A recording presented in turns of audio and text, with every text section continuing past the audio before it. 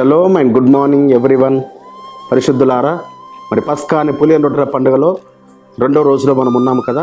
ఇది 7 రోజులు పరిశుద్ధంగా ఆచరించే పండుగ. 7 రోజులలో మనం పులిసింది ఏది తినకుండా మన దేహాల నుంచి పులిసింది తీసివేసుకొని ఆత్మీయంగా పరిశుద్ధంగా మనము పండుగలు చేయివేశాము. అదేవిధంగా మన గృహాలలో, మన నిలయాలలో, మన ఇళ్లలోకి ఏది కూడా పులిసింది రానివ్వకూడదు. 7 రోజులు మన ఇళ్లలో ఏది ఉండకూడదు. ఇది మనం కృపావాక్యము చూసుకుందాము.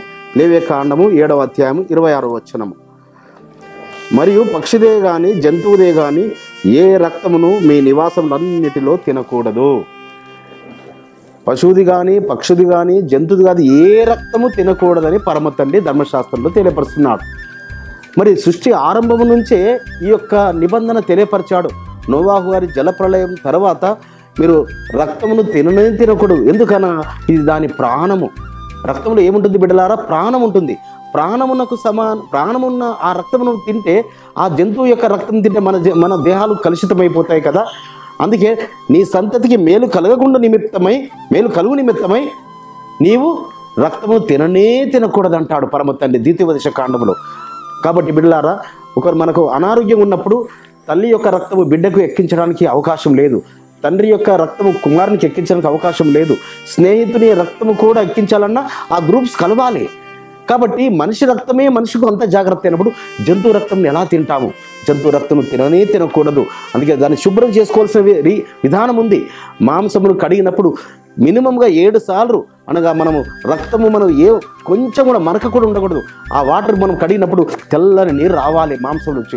ఆ రీతిగా శుద్ధిగా దాన్ని మాంసం కడుక్కొని మనము వండుకోవాలి. కాబట్టి డాక్టర్లు ఈ రోజుల్లో ఏమంటున్నారు?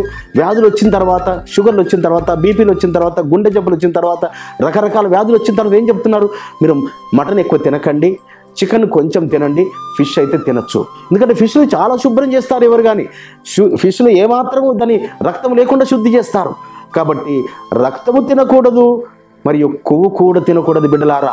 ఈ రెండింటి ద్వారానే అనేకమైన జబ్బులు రాకూడదు, రోగాలు రాకూడదని పరమ తండ్రి అనేక గొప్ప ఉన్నతమైన ప్రాణం కలిగి మీ ఇళ్లలో ఏ రక్తం కూడా మీరు తినద్దు నా బిడ్డలారా. ఎందుకనగా మీరు పరిశుద్ధమైన జనాంగము, మీరు పవిత్రమైన జనాంగము. మిమ్మల్ని బట్టి నా నామమును దూషణ రాకూడదు. మీకు వ్యాధులు వస్తే నాకు దూషణ వస్తుంది, మీకు రోగాలు వస్తే నా నామానికి అవమానం కలుగుతుంది. కాబట్టి పరమ తండ్రి ఆజ్ఞను మనం మన్నించి మనం రక్తం తినకుండా ఉంటే అనేక జబ్బులు పరమ తండ్రి మనకు రావనివ్వడు. రక్తమును కొవ్వును బిడ్డలారా ఎంత మాత్రం తినకూడదు. అట్టి కృప పరమ తండ్రి మనందరికీ అనుగ్రహించును గాక. ప్రార్థన చేసుకుందాం. పరిశుద్ధమైన తండ్రి, ఈ దినమున నాయన మీరు మాతో మాట్లాడారు.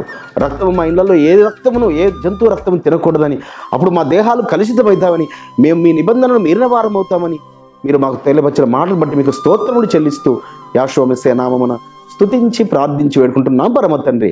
మన పరలోకపు తండ్రియు, మన రక్షకుడును, విమోచకుడును, నజరేయుడైన యెహోవా మెస్సీయ దివ్య సముఖము నుంచి మీకు, మీ కుటుంబాలకు, మీ వంశాలకు శాంతి, సమాధానము, కృపయు మెండుగా కలుగునుగాక. ఆమేన్.